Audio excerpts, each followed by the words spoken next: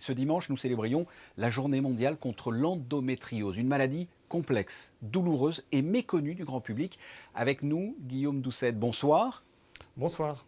Vous êtes gynécologue obstétricien au CHPG. Je viens de le dire, c'est assez méconnu finalement. Qu'est-ce que l'endométriose, le plus simplement possible?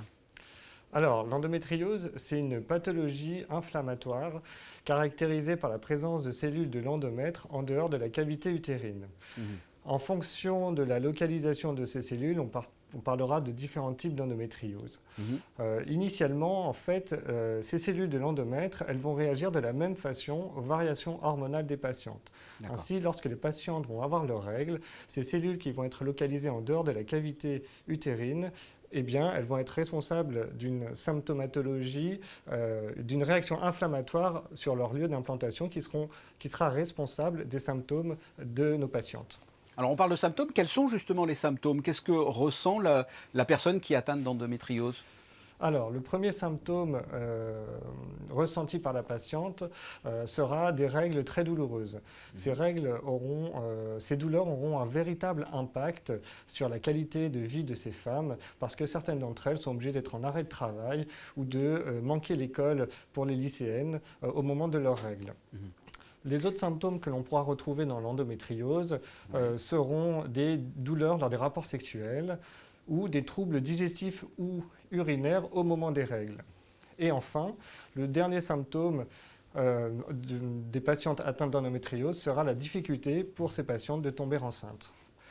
Une question toute naïve, pourquoi c'est si compliqué de déceler comme ça l'endométriose? Déjà, les règles chez la plupart des patientes, elles sont douloureuses. Donc, on met souvent ça sur le compte, je pense, de règles douloureuses et que ce n'est pas forcément de l'endométriose. Donc, il y a un peu cette errance diagnostique où on va dire aux patientes, ben, en fait, vous avez des règles douloureuses et on va attendre des mois, des années avant de vraiment se pencher sur le problème. Et je pense aussi qu'il n'y avait pas assez de formation sur cette pathologie-là auparavant, parce qu'en réalité, l'endométriose, c'est une maladie qui est relativement fréquente dans son apprentissage, dans son enseignement, et que c'est pour ça qu'en fait, on s'est retrouvé de temps en temps avec des patientes qui étaient en errance diagnostique depuis de nombreuses années. Et quelles sont les solutions? Est-ce qu'il y a des traitements ou est-ce que ça s'opère? Les traitements seront donnés à l'issue d'une réunion de concertation pluridisciplinaire. Ces réunions, elles rassemblent des gynécologues obstétriciens, des radiologues, des urologues, des chirurgiens digestifs et des médecins spécialisés dans la douleur, ainsi que des médecins spécialisés en procréation médicalement assistée.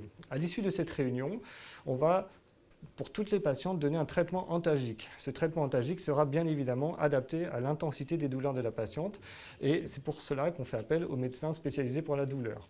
Ensuite, on peut proposer deux types de traitements. On proposera soit un traitement hormonal.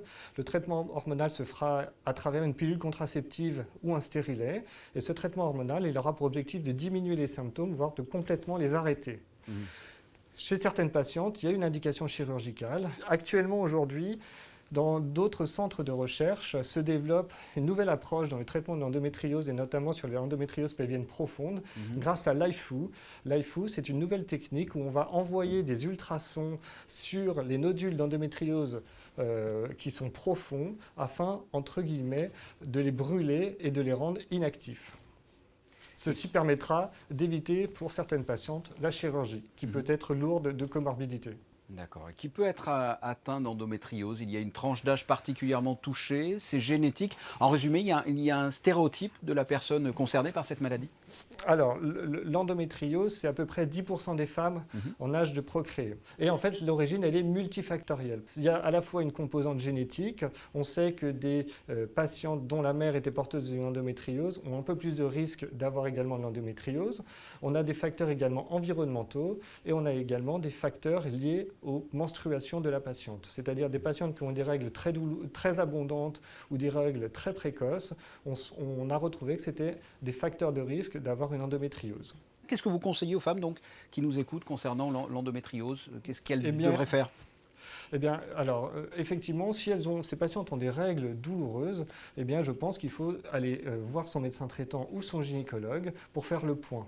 d'accord, pour savoir quel traitement on peut apporter complémentaire pour essayer de calmer ces règles douloureuses. Après, il ne faut pas hésiter à aller un peu plus loin parce qu'il pourrait y avoir effectivement une endométriose. Par contre, une patiente qui vient en consultation pour savoir si elle a des règles douloureuses et elle veut savoir si elle a de l'endométriose, pour l'instant, on ne fait rien, c'est-à-dire qu'on va l'interroger, on va lui donner un traitement hormonal si besoin. Si avec le traitement hormonal, c'est des patientes qui vont très bien, qui n'ont plus de symptômes, eh bien, on n'ira pas plus loin dans la démarche diagnostique.